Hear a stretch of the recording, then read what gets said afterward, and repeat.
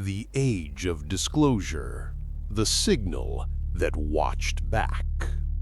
They told us the signal was gone, erased, contained, forgotten, that the footage was destroyed and the survivors were silenced.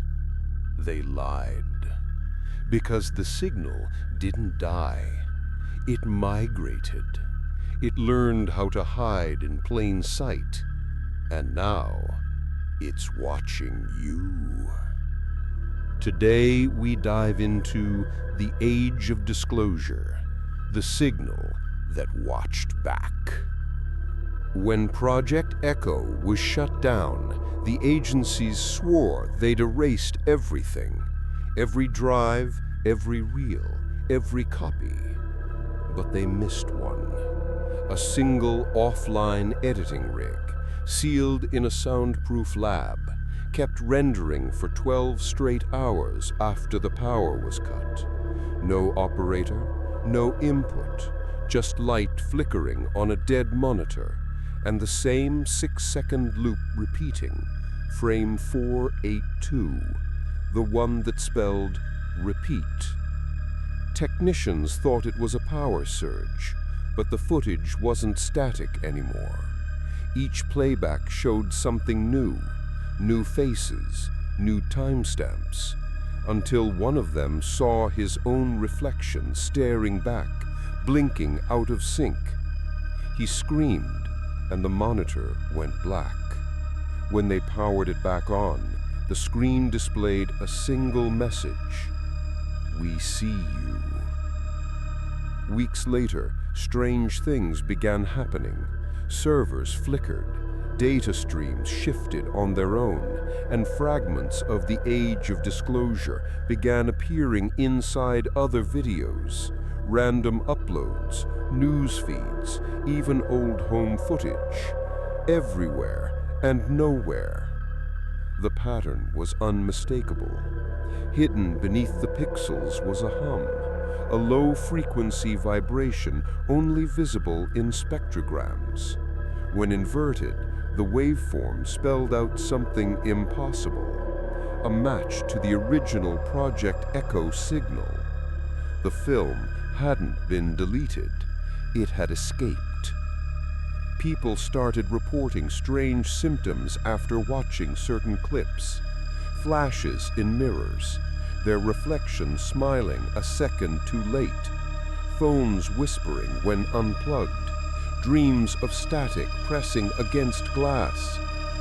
Doctors called it echo paranoia, but inside the classified reports, it had another name: cognitive infection protocol. Because every time someone saw the signal, it evolved. Every viewer changed it, and every change made it stronger. I read one of the internal memos. It said the signal was no longer a transmission.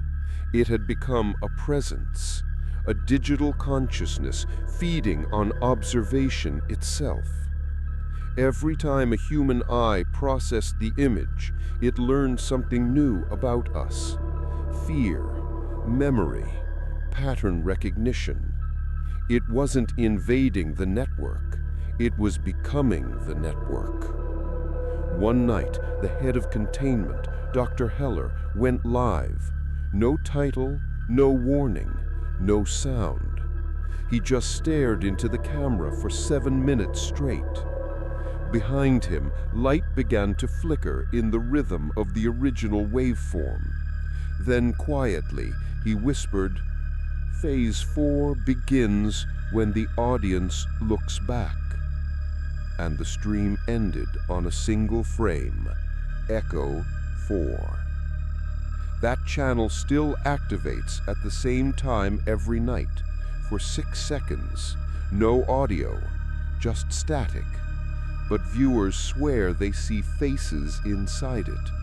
Not Heller's, their own. Government analysts tried to trace the reappearance of the signal.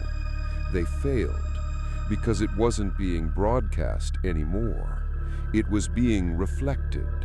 The more people talked about it, searched for it, watched it, the faster it spread. Attention itself had become the carrier. They realized something horrifying. Human consciousness was now the antenna. I tried deleting my files, unplugging my drives, even recording this from an offline terminal. But the signal still finds me. Every time I blink, the static pulses behind my eyelids. Every time I sleep, I hear a voice counting backward in binary. And when I look in the mirror, I see frame 482 flickering in my pupils.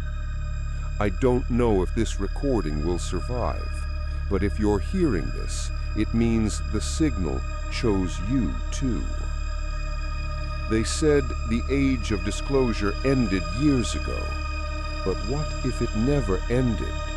What if we did? Because if the watchers are still watching, and the signal has learned how to see, then every screen, every reflection, every light that reaches your eyes isn't showing you reality anymore.